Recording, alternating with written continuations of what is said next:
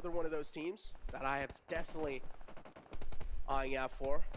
Nova as well, having pretty decent positioning inside here. Hamoudi in the front lines of Nova. I'm surprised no one has crushed C trying to hold block. him off a bay.